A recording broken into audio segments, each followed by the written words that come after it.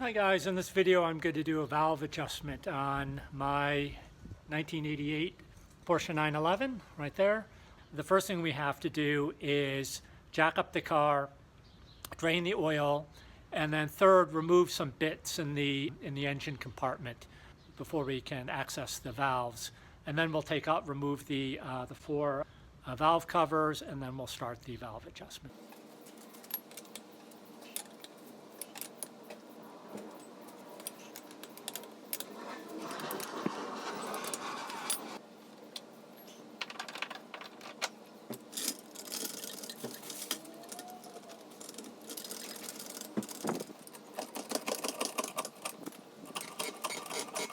The best place to put the jack stands on the 911 is just the rear wheel, and right under the wheel well there you see the torsion bar. Your jack stand can go right up. Before I lower the car into the jack stands, I'm going to remove the rear wheel.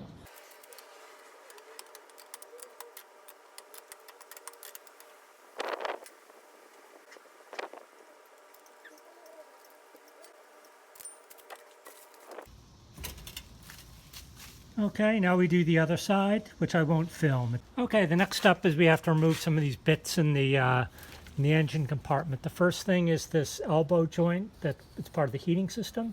So we remove this nut here. This is an 8mm bolt.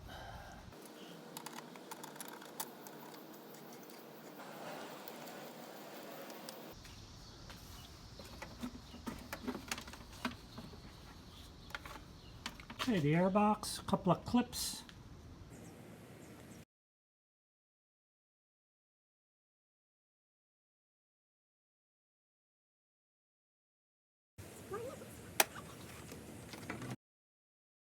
This will give me nice access to the right-hand side of the end of the motor. You can see, by the way, that getting to that last cylinder, cylinder number 6, we'll see that will be kind of tricky to get to. That's really the intake valves, which are inside the engine compartment, are the difficult ones to adjust. Next up is to drain the oil, and so we start on the passenger side of the car and we remove the plug on the oil tank. 15mm bolt.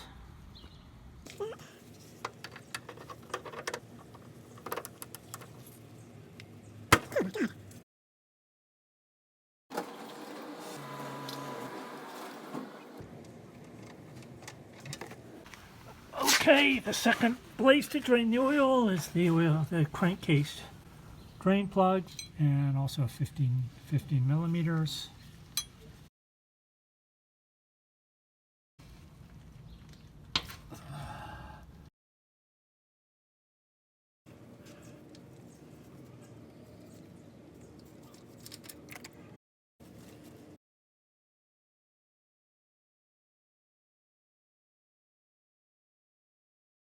There, and then this other new washer.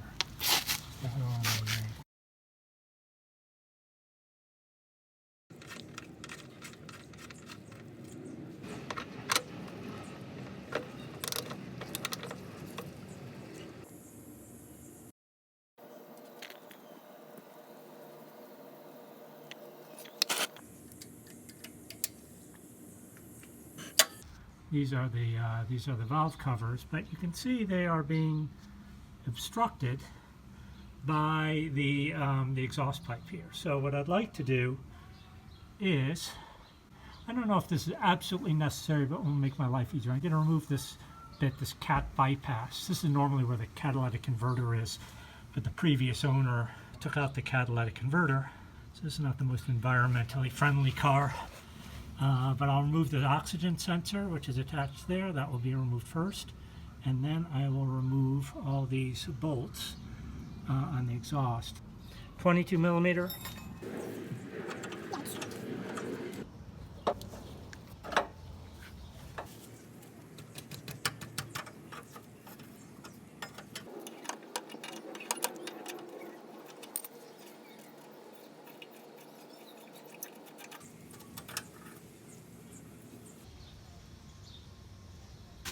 Okay, finally got this pipe off. Just unbolting these 6 mounting bolts. Before we get started, I have to remove all the ignition wires, if you see. And then on this side, I'm going to have to remove some other stuff. I'll remove these the harness you see here, just to clear out of the way, because we're really going to have to be working down there. Before I do that, I'm going to mark each of these ignition wires so that when it goes back together, they go into the right place. Okay, so I labeled all my ignition wires with blue tape that you see there. Now I'm going to sort of remove some of the harnesses. So the first one being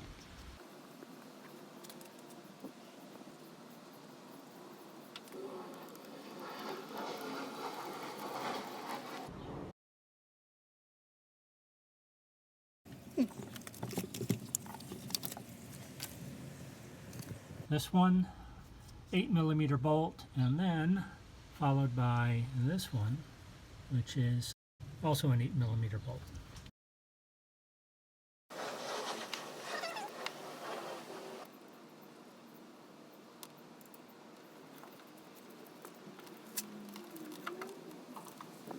Okay, remove the distributor cap, two kind of spring-loaded screws. First one is here.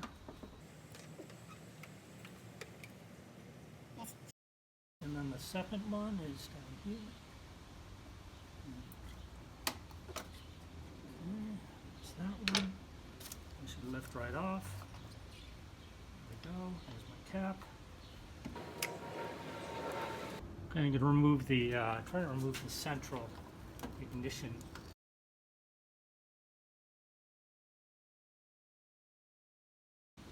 Let me remove that bracket there.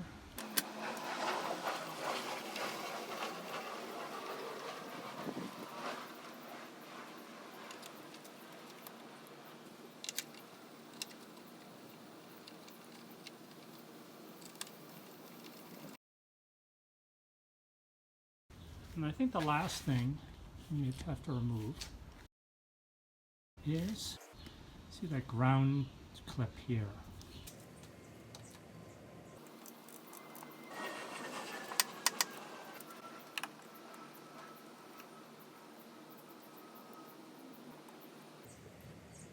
See the top of the valve cover with the ignition wires plugged out. As you see, it's tight fit for the valve adjustment. Next up is remove all the valve covers. The first one we're going to do is the right hand side upper valve cover, and you can see here there are these bolts here. They're all 13mm bolts.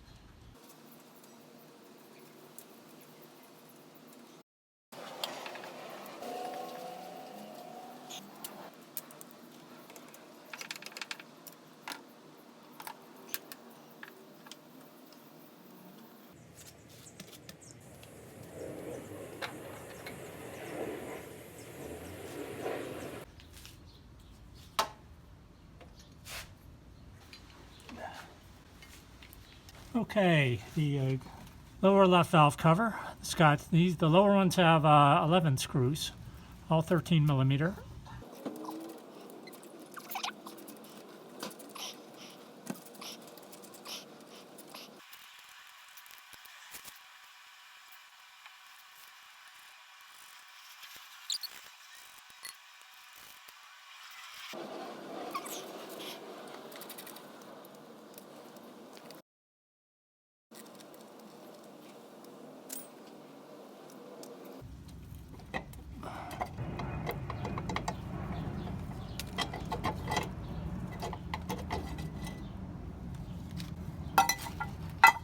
All right, last one, right side lower.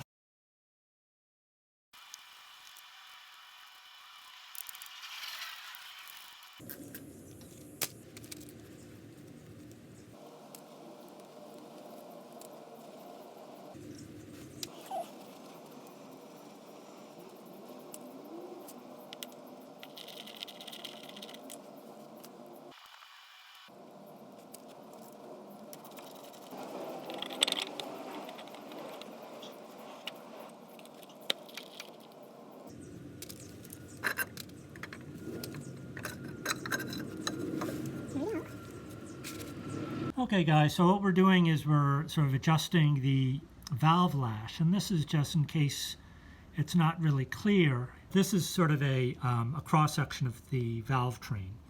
This here is the camshaft, a cross-section of the camshaft, so it's got the lobe there. And that's going to spin with the engine. And when the lobe comes into contact with the surface here on the rocker arm, what it's going to do, it's going to raise this and it's going to pivot this, and that's going to push down on the valve. This is spring-loaded, obviously, and the valve is going to go that way and it's going to open. So if the lobe pushes up and the valve goes in, the valve opens, and then when it returns, when it comes off, sort of off cam here, then the spring will return it to the closed position. Now, there is sort of built in or intended a gap here, a little bit of a wiggle here when the valve is closed. And that's to ensure that the spring completely closes the valve. So the valve seats perfectly on the surface of the combustion chamber. If it's too tight, theoretically what could happen is, when it's pushed down, obviously there's no clearance at all. These are in physical contact, valve on both sides. But when it's sort of off cam here, if there's no gap here, what could theoretically happen is the valve wouldn't close all the way, and that would involve a slight leakage, so it would sort of affect the efficiency and the combustion of the car and the performance, but more importantly, it would prevent the valve from fully coming into contact with the valve seat. And theoretically, that could mean that the valve isn't able to dissipate heat properly, and that's where you'd have, a burnt valve could happen. Although I think that's a fairly rare occurrence. But anyway, you want this clearance to be set in such a way that there is that wiggle room there, and yet it's not too loose, so the valves sort of clatter back and forth. And so the optimal distance here between the valve stem and the foot of the rocker panel is 0.04 of an inch. And here in the Bentley manual, this is what they have here. This is sometimes called the elephant foot. Looks like an elephant foot. This is the valve stem, and that's the gap you're going to be measuring. And traditionally, that's how traditionally you do valve adjustments. And what you need is this kind of tool. This feeler gauge here at the end is exactly 0.04 of an inch. And what you do is you sort of slip it into this gap here. And we'll see in a minute why it has to be so short, because there's very little working room in there. And you have to adjust this just so that it fits under, it goes in, and yet you really have to it's got pressure on it. It's not too loose, right? And so you adjust the valves traditionally by feel. You just learn to develop a feel where it moves in and out, but with a drag to it. The problem with that is for people like me, who's only done this probably in my lifetime, I'll probably do it 3 or 4 times, and with a long bit of time in between, chances are you're not going to develop that feel on the first go. Generally, people tend to adjust their valves too loose, and so they have kind of a clattering valve train, and it's kind of disappointing after having gone through all the trouble. And so an alternative method is represented here is what is called the backside method, and this is the method I'm going to use. So instead of measuring the clearance here, we measure it on the other side of the rocker arm, where the camshaft comes into contact with the surface of the rocker arm. And that distance, which is calculated to be optimally 2.86 thousandths of an inch. And the way you measure that is you don't have to really develop a feel, and that's why it's kind of good for sort of beginners or sort of backyard mechanics, is that you can get that, or you can approximate that gap by using 2 feeler gauges. One that's going to be too big, that's if it's adjusted properly, won't fit in that gap. The gap will be too narrow. And the other one that will fit in, and that will go in. And so the 2 feeler gauges you want is what they call the go gauge, which is 0.0025, and that's obviously less than the 0.00286. And so that one should and here are my gauges. Let's see, black is no go and white is go. This is the 225 mil. This one should go in. They do kind of. It goes in. Sometimes you have to just push it just so. It's not there shouldn't be a whole lot of movement. And the next size up, feeler gauge, the 3 thousandths, that shouldn't go in. And if it goes in, it means the valves are too loose. If the 25 gauge doesn't go through, it means the valves are too tight. Okay? Generally, it's better to have valves too loose than too tight. You know, a Clattery valve train is a lot better than one that's too tight, because that has to do with the closing of the valve. I mean, if it's loose, the spring will just shut the valve, and everything's fine. It might just be a little noisier. Maybe if it's really out of adjustment, it might wear a little more quickly.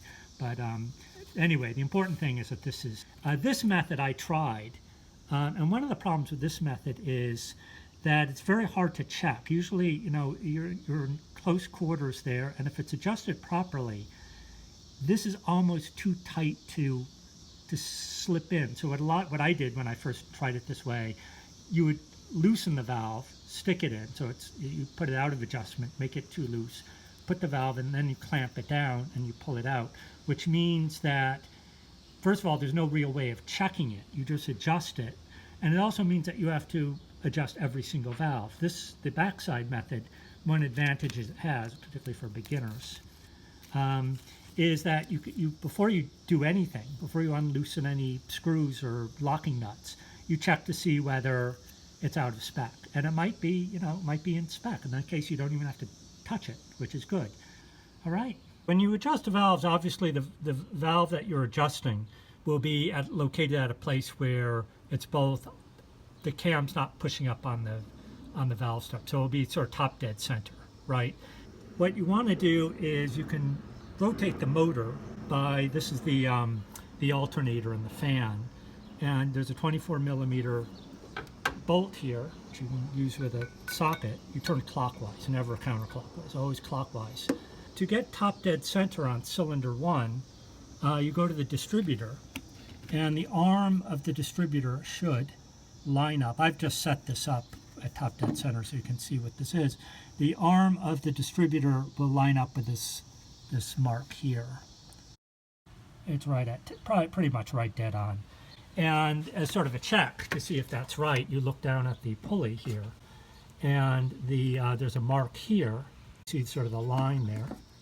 Rotating it until it lines up with this mark isn't going to be enough. That could be off by, for cylinder 1 anyway, it could be off by 360 degrees. So to get it on top dead center on cylinder 1, you have to have both of these. Really the distributor has to be, that's the one. If that's lined up, it's top dead center on cylinder 1. And this simply gives you kind of a check. For subsequent cylinders, what you do is you rotate the engine 120 degrees. So basically, if this is at 12 o'clock, you rotate it to 4 o'clock. And what that will do is it'll put the next cylinder in the firing order in top dead center. So the firing order on this engine is conveniently mentioned in the engine compartment. It goes 1, 6, 2, 4, 3, 5. And so if you rotate the engine clockwise 120 degrees, which is a third of a rotation, cylinder 6 is on the right hand side, the furthest closest to the front of the car, which would be way back there, right at the end. And then you do the next cylinder, you turn it yet another 120 degrees, so now you're at 8 o'clock. And then you're in the next cylinder in the firing order, which I believe is cylinder 2. Where are we at? We go to 2, then we go over here, the second cylinder on the left-hand side, and on and on. You keep rotating it until you get to cylinder 5 at the end of the order. 120 degrees should bring you right back to where you were before, top dead center for cylinder 1, and then you check them all. All right. We'll start with the go gauge. This one should go in, and see what you do is these are very flexible, so they're thin enough. You can try to see if it will go into that space, and as you see, it goes in. It's actually a little loose, I think. There's plenty of room. I think and that's how it should be. That one should go in but then if it's in proper adjustment, this size shouldn't go in. And I have a feeling, based on how loose that was, that this one will go in as well.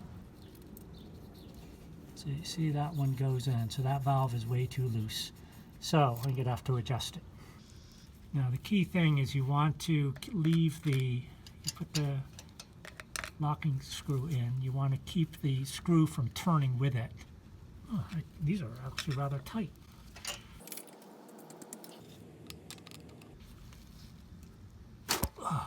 Okay, so I loosen that.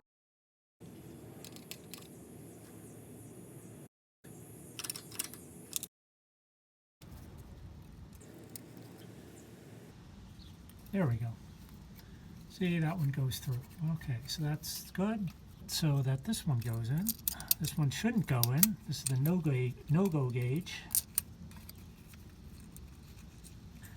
Now you have to be careful. It takes enough finesse to get these things in that sometimes you think, oh, it's a no-go, it's not going in, and then you wiggle it a little bit and then all of a sudden it pops through. So you really have to make sure that you can't get that through. Okay, so that valve's adjusted. Now we do the intake. Right up there you see the intake valve, which we just did, but you see the cam lobe pointing down, and that's for the intake valve. And you can even see there sort of the gap, which is nice and visible, and that's where we'll stick the feeler gauge. So this is how we'll test the gap for the exhaust valve.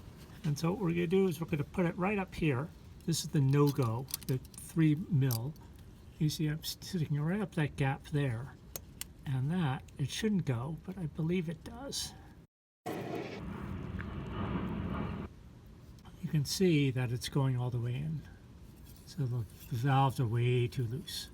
So what we do is get up, go into the top of the car, adjust the locking nut and the screw, and come down here and check it again.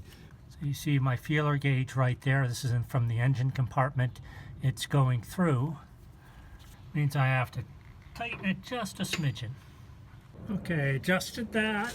Here's my no-go gauge, and I'm having trouble getting it in there, which is good, at least. See if this one goes through. This is the go gauge. There we go. And there it goes, nice and easily. So the go gauge goes. Now we're going to try the no-go gauge again. So this is the thicker, the no-go gauge. You give this a real try. Really make sure this doesn't go in. Okay. So cylinder 1's done. That valve's an adjustment. Thank God. Okay, to line up the next cylinder, we have to rotate the motor 120 degrees. Rotating the engine would be a lot easier if we took out the spark plugs, so there's less compression. However, I have the spark plugs in, and that's because the recommended way of doing it is to leave the plugs in the car. The reason they do that, they recommend that, is that if you remove them, there's the possibility, a remote possibility, I think, that there'll be bits of carbon knocked free from the removed spark plug. They will find their way into the valve seat and will throw off your valve adjustments. And that means that in order to turn the engine, I really have to grab with one hand. I have to grab both sides of the pulley like that while I'm cranking it, because otherwise it will slip. And the other thing is I have to be very careful not to overshoot it, because you can't go backwards.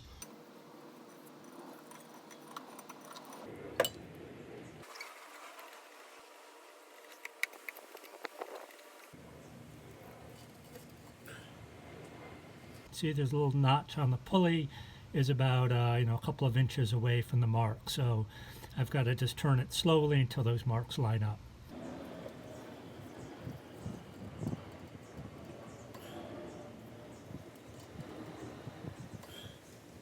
You can see my marks are lined up. So that's going to line up the second cylinder in the firing order, which is cylinder 6, and that means we're on the bottom of the car. So we're doing the exhaust valve first. The intake is on the other side. And this goes right in. That's too loose, I can tell already. That's the go gauge. It's supposed to go in. That's the 3.0 thing, and you see that goes in actually quite easily. So that valve's way too loose. Okay, just tightened it up. Okay, let's go from the engine compartment. Okay, now the go gauge. That guy goes through. Very good. That valve is an adjustment. Okay, we'll check the intake valve. And then I will do the locking nut. Tighten the screw from inside the engine compartment and come back. Alright, tightened it up from the engine compartment, leaving this one in, so obviously that one goes in. And now we just see if I tightened it enough that this gauge does not go in.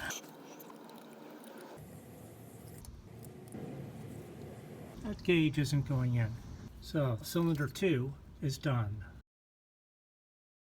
Okay, rotating the crank again to get to the next cylinder. Okay, there we are. Just another couple of degrees. Okay, right on the mark there. That means we're third in the firing order. And that will be cylinder 2. Okay, we're on cylinder 2. We're going to check to see if these valves need adjustment. And I'm going to go first. We're looking at the exhaust valve. It's right there. And we're going to be putting the feeler. You can't really see that so well here.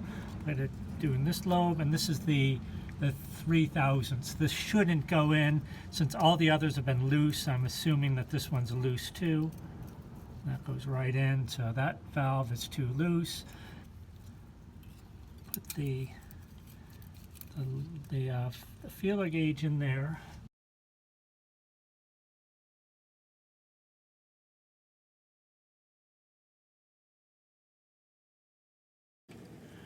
Tighten it up again. Okay. Okay, that one comes out. No go. That's not going in at all. So that one's done. Okay, latest adjustment. This is cylinder 2, and we're doing the intake valve. This is the no-go gauge, the 3/1000th of an inch. This is not going in. Okay, I'm going to get my bent go gauge, and hopefully I loosened it enough. This guy goes in. Let's see, it goes like that. There it goes. Is an adjustment. Just to. Now we move on to the next cylinder. We're halfway done.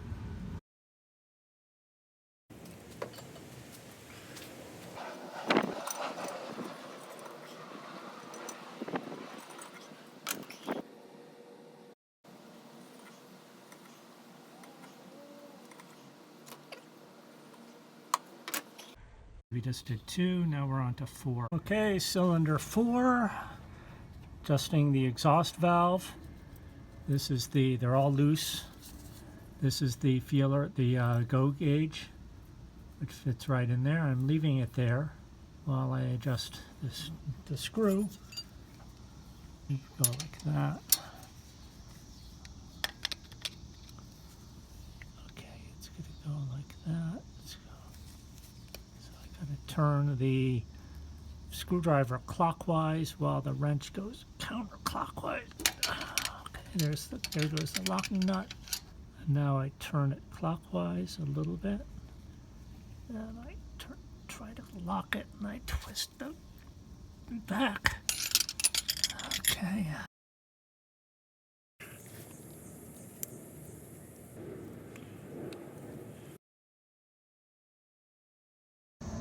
That does not seem to be going in. Okay, last cylinder, cylinder number 5. So we're going to test it just to see if it's loose.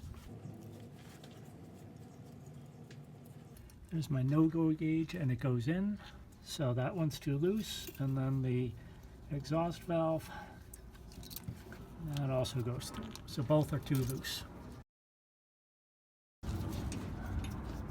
Okay, tighten it.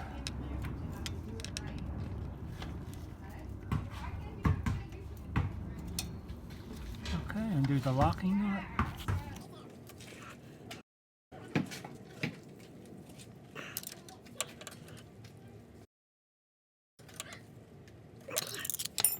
Okay, I'm in the engine compartment, right side.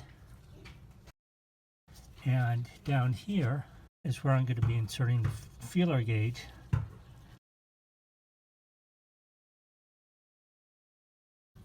Right there, in this gap here. Here's where I put the feeler gauge. Right here, this is the no-go. And since I've tightened it, this shouldn't go in. Okay, let's see on the other side. So this is where I'll be testing it, from this side in the engine compartment, and then I will film what you see on the other side. Okay, so this is under the car, and there you see the feeler gauge getting in, and it doesn't quite go through. Let's see whether that did anything. I tightened it up a little bit. Here we go. This is the no-go gauge, 3 3/1000ths. And it is tighter. This does not appear to go in. Very good. Now let's see the go gauge and see if this goes in. And that's going in. Okay, as much as I hate to do this, what I'm going to do is to go all around and check all the valves that I've adjusted. And that means rotating the engine, which will take me back to top dead center where this all started.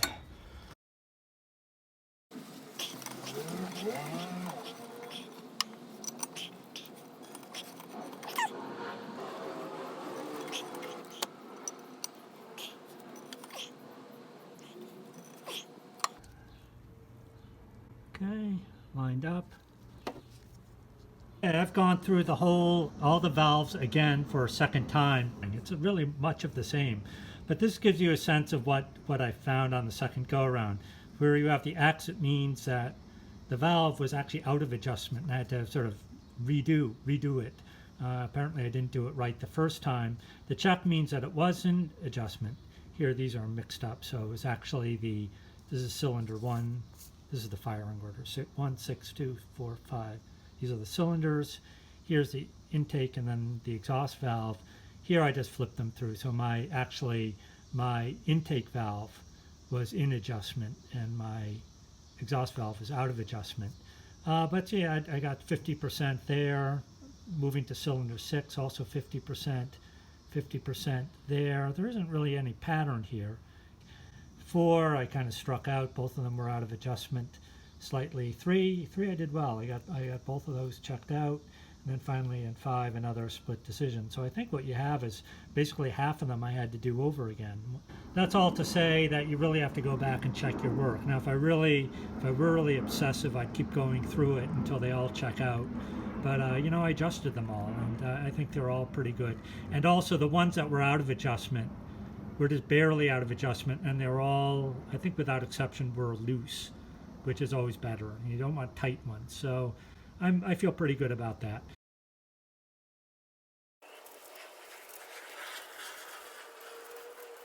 Okay, I'm attaching the valve covers, and what I did was I cleaned them all.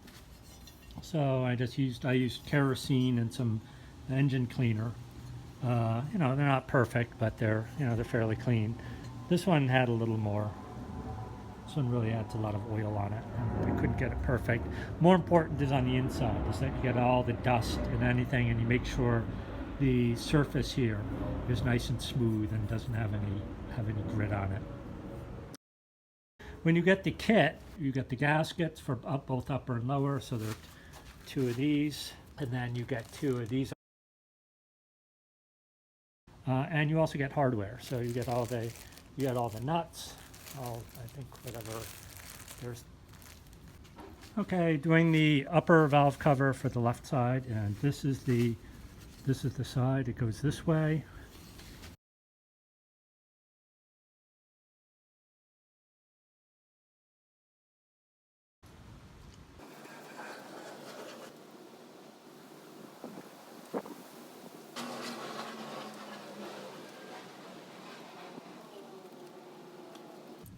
There's our gasket on there. Had to move some wires out of the way to get it in. Okay, now the valve cover.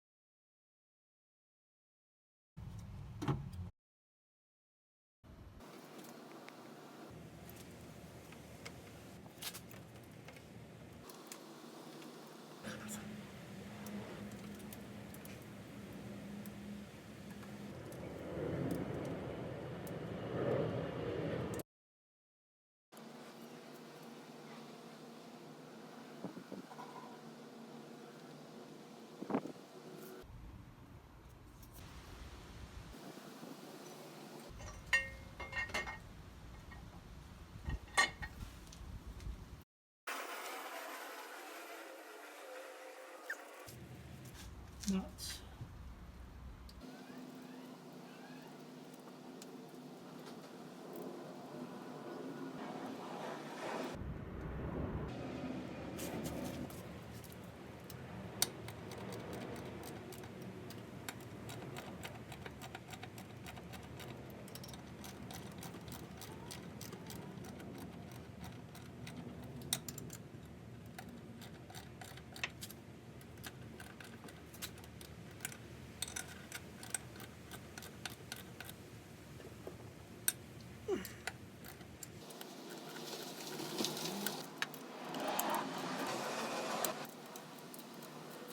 Torque wrench.